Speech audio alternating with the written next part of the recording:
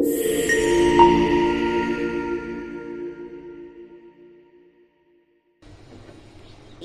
গাঁদা ফুলের যে পাপড়িগুলো সেগুলো কেটে নিয়েছি। দেখুন, কেটে নিয়ে আমি ভাবছি আজকে শুধুমাত্র গাঁদা ফুলের বড়া কিভাবে করা যায়। জাস্ট ফুল দিয়ে যদি আমি করি তাহলে অ্যাকচুয়ালি কেমন লাগবে গাঁদা ফুলের বড়াটা। তার জন্য আমি এখানে দুটো ফুল এরকম করে কেটে নিয়েছি। ভালো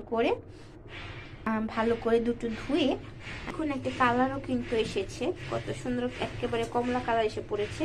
ভিজিয়ে রেখেছিলাম সারা রাত, তার জন্য। তারপরে এই দেখুন আমি পাপড়ি দুটো এই কাঁচি দিয়ে ভালো করে কেটে নিয়েছি। তারপরে এটা কি কি দিব মশলা দেখতে থাকুন। আমি দিয়ে দিব বেসন, পরিমাণ মতো বেসন এখানে মাখিয়ে নিব। দিয়ে দিব চালের গুঁড়ো, ভালো করে সবকিছু কিন্তু এখানে আমি মাখিয়ে নিব। এখন আমি কিন্তু দিয়ে দিব লবণ, পরিমাণ মতো লবণ আমি এখানে দিয়ে দিলাম। দিয়ে দিব আমি হলুদ গুঁড়ো, পরিমাণ মতো আমি এখানে হলুদ গুঁড়ো দিয়ে দিলাম। দিয়ে দিব এবার মরিচের গুঁড়ো,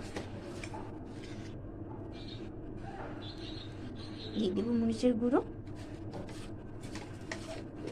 দিয়ে দিব এখানে আমি এবার ধনিয়া গুঁড়ো,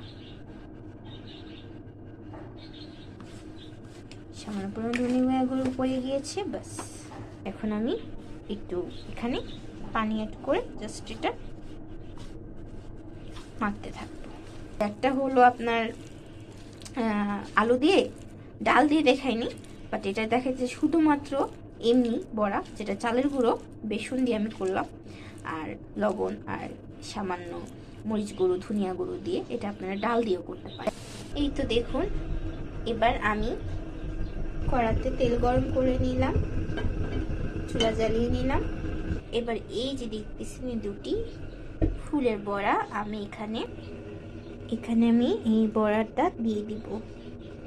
কত সুন্দর দেখতে হয়েছে দেখেছেন বড়াটা, একদম পুরো ন্যাচারাল কালার, কোনো কিন্তু এক্সট্রা কালার নেই, একদম নিজস্ব কালার এটা।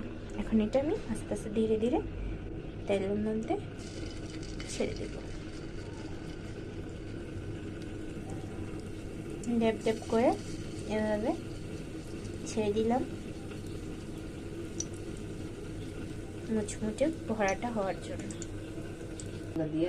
আবার সবগুলো একে একে আমি এভাবেই দিতে থাকবো।